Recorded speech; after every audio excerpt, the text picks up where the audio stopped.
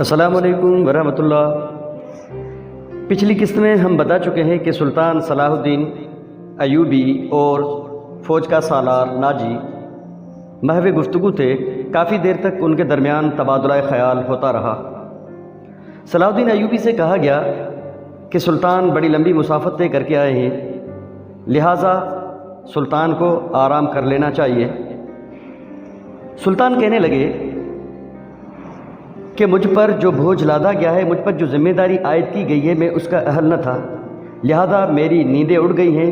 مجھے اس چھت کے نیچے لے چلیے جہاں پر میرے فرائض میرا انتظار کر رہے ہیں۔ سلطان صلاح الدین ایوبی کے نائب نے پوچھا، کیا سلطان آرام سے پہلے کام پسند نہیں فرمائیں گے؟ سلطان صلاح الدین ایوبی نے کچھ سوچا اور ان کے ساتھ چل پڑا۔ لمبے تڑنگے کبھی ہیکل باڈی گارڈز اس عمارت کے سامنے دو رویا کھڑے تھے، دو قطاروں میں کھڑے تھے جس عمارت میں کھانے کا انتظام کیا گیا تھا۔ ایوبی نے ان گارڈز کے قد بت اور ہتھیار دیکھے تو اس کے چہرے پر رونق آ گئی، مگر یہ جو رونق دروازے میں قدم رکھتے ہی غائب ہو گئی۔ وہاں چار نوجوان لڑکیاں جن کے جسموں میں زہد شکن لچک اور شانوں پر بکھرے ہوئے ریشمی بالوں میں قدرت کا حسن سمویا ہوا تھا، ہاتھوں میں پھولوں کی پتیوں سے بھری ہوئی خوشنما ٹوکریاں اٹھائے کھڑی تھیں۔ انہوں نے سلطان صلاح الدین ایوبی کے راستے میں پتیاں بکھیرنی شروع کر دی اور اس کے ساتھ ساتھ دف کی تال پر طاؤس و رباب اور شہنایوں کا مسحور کن نغمہ ابھرا۔ ایوبی نے راستے میں پھولوں کی پتیاں دیکھ کر قدم پیچھے کر لیے۔ ناجی اور اس کا نائب اس کے دائیں بائیں تھے، وہ دونوں جھک گئے اور اسے آگے چلنے کی دعوت دی، جو انداز تھا جسے مغل بادشاہوں نے ہندوستان میں رائج کیا تھا۔ صلاح الدین ایوبی پھولوں کی پتیاں مسلنے نہیں آیا۔ ایوبی کی کرجدار آواز گونجی اور پھر ایوبی نے مسکرایا، اور وہ ایسی مسکراہٹ تھی جو ان لوگوں نے اس سے پہلے کم ہی کبھی کسی کے ہونٹوں پر دیکھی تھی۔ ہم حضور کے راستے میں آسمان سے تارے بھی نوچ کر بچھا سکتے ہیں، ناجی نے کہا۔ اگر میری راہ میں کچھ بچھانا ہے تو وہ ایک ہی چیز ہے جو میرے دل کو بہت بھاتی ہے، صلاح الدین ایوبی نے کہا۔ آپ حکم دیں۔ صلاح الدین ایوبی کے نائب نے کہا، وہ کون سی چیز ہے جو حضور کے دل کو بھاتی ہے؟ صلیبیوں کی لاشیں۔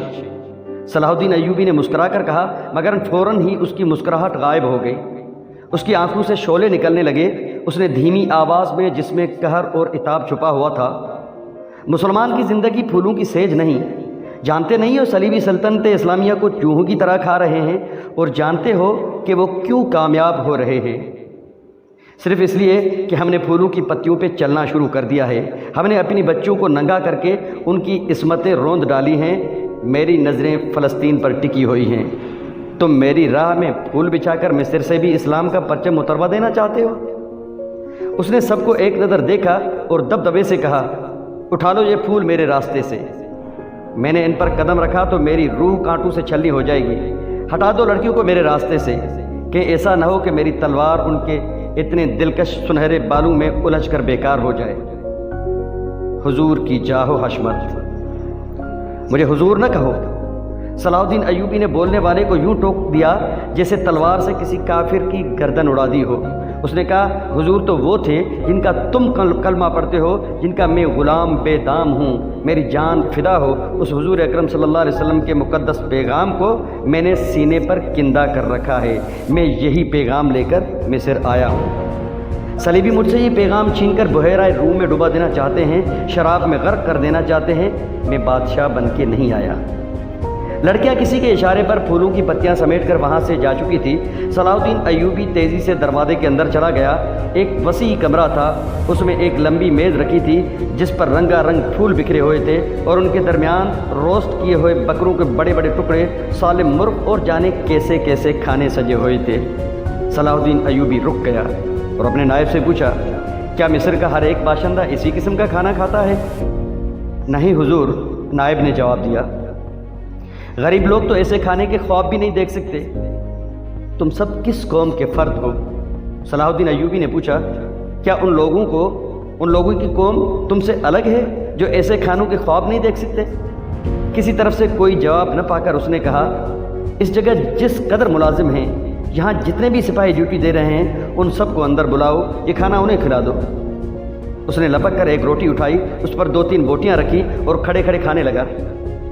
نہایت تیزی سے پوری روٹی کھا کر پانی پیا اور باڈی گارڈز کے کمانڈر ناجی کو ساتھ لے کر اس کے کمرے میں چلا گیا جو وائسرائے کا دفتر تھا۔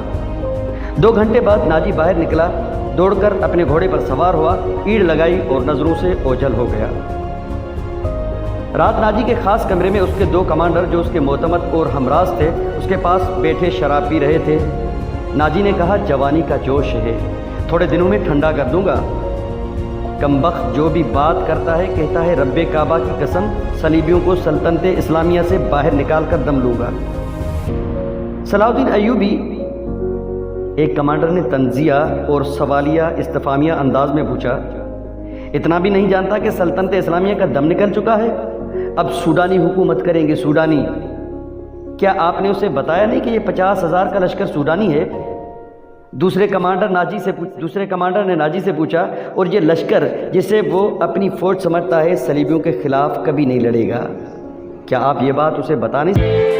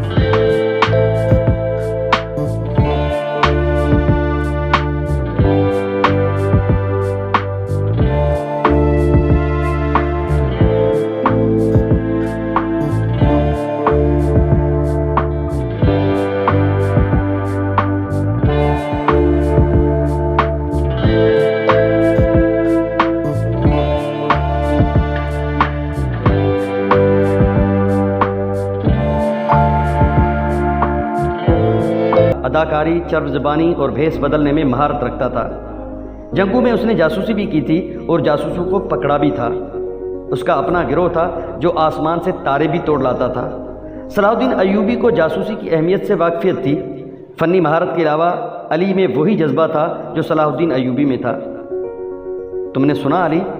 صلاح الدین ایوبی نے کہا، یہ لوگ کہہ گئے ہیں کہ ناجی کسی سے حکم لیا نہیں کرتا، اپنی منوایا کرتا ہے۔ ہاں، علی نے اس بات میں سر ہلایا اور جواب دیا کہ یہ درست کہتے ہیں، میں نے سن لیا۔ اگر میں چہرے پہچاننے میں غلطی نہیں کرتا تو میری رائے میں باڈی گارڈز کا یہ کمانڈر جس کا نام ناجی ہے ناپاک ذہنیت کا انسان ہے۔ اس کے متعلق میں پہلے سے بھی کچھ جانتا ہوں۔ یہ فوج جو ہمارے خزانے سے تنخواہ لیتی ہے دراصل ناجی کی ذاتی فوج ہے۔ اس نے حکومتی حلقوں میں ایسی سازشیں کی ہیں جنہوں نے انتظامی ڈھانچے کو بے حد کمزور کر دیا ہے۔ آپ کا یہ فیصلہ بالکل بجا ہے کہ فوج میں یہاں کے ہر خطے کے سپاہی ہونے چاہیے۔ میں آپ کو تفصیلی معلومات فراہم کروں گا۔ مجھے شک ہے کہ سوڈانی فوج ناجی کی وفادار ہے، ہماری نہیں۔ آپ کو اس فوج کی ترتیب اور تنظیم بدلنی پڑے گی یا ناجی کو سبکدوش کرنا پڑے گا۔ میں اپنے صفوں میں ہی اپنے دشمن پیدا نہیں کرنا چاہتا۔ ناجی گھر کا بیدی ہے، صلاح الدین ایوبی نے کہا۔ اسے سبکدوش کر کے اپنا دشمن بنا لینا دانش مندی نہیں ہے۔ ہماری تلوار غیروں کے لیے ہے، اپنوں کا خون بہانے کے لیے نہیں۔ میں ناجی کی ذہنیت کو پیار اور محبت سے بدل سکتا ہوں۔ تم اس فوج کی ذہنیت معلوم کرنے کی کوشش کرو، مجھے اطلاع دو کہ فوج کہاں تک ہماری وفادار ہے۔ مگر ناجی اتنا کچا آدمی نہیں تھا۔ اس کی ذہنیت پیار اور محبت کے بکھیڑوں سے آزاد تھی۔ اسے اگر پیار تھا تو اپنے اقتدار اور شیطانیت کے ساتھ تھا۔ اس لحاظ سے وہ پتھر تھا، مگر جسے اپنے جال میں پھانسنا چاہتا تھا اس کے سامنے موم ہو جاتا تھا۔ اس نے صلاح الدین ایوبی کے ساتھ یہی رویہ اختیار کیا۔ اس کے سامنے وہ بیٹھتا نہ تھا، ہاں میں ہاں ملاتا چلا جاتا تھا۔ اس نے مصر کے مختلف خطوں سے ایوبی کے حکم کے مطابق فوج کے لیے بھرتی شروع کر دی تھی، حالانکہ یہ کام اس کی مرضی کے خلاف تھا۔ دن گزرتے جا رہے تھے، صلاح الدین ایوبی اسے کچھ پسند کرنے لگا تھا۔ ناجی نے اسے یقین دلایا تھا کہ سوڈانی باڈی گارڈز کی فوج حکم کی منتظر ہے اور یہ قوم کی توقعات پر پوری اترے گی۔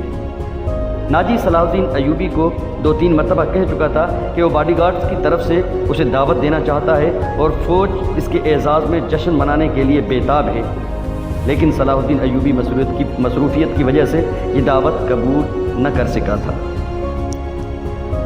رات کا وقت تھا۔ ناجی اپنے کمرے میں اپنے 2 معتمد جونیئر کمانڈروں کے ساتھ بیٹھا شراب پی رہا تھا تو ناچنے والیاں سازوں کی ہلکی ہلکی موسیقی پر مستی میں آئی ہوئی ناگنوں کی طرح مسحور کن اداؤں سے رقص کر رہی تھی۔ ان کے پاؤں میں گھنگرو نہیں تھے، ان کے جسموں پر کپڑے صرف اس قدر تھے کہ ان کے سطر ڈھکے ہوئے تھے۔ اس رقص میں خمار کا تاثر تھا۔ دربان اندر آیا اور ناجی کے کان میں کچھ کہا۔ ناجی جب بھی شراب اور رقص میں ماب ہوتا تھا تو کسی کو خلل ڈالنے کی جرت نہ ہوتی تھی۔ صرف دربان کو معلوم ہوتا تھا کہ وہ کون سا ضروری کام ہے جس کی خاطر ناجی عیش و طرب کی محفل سے اٹھا کرتا تھا، ورنہ وہ اندر آنے کی جرت نہ کرتا۔ اس کی بات سنتے ہی ناجی باہر نکل گیا اور دربان اسے دوسرے کمرے میں لے گیا۔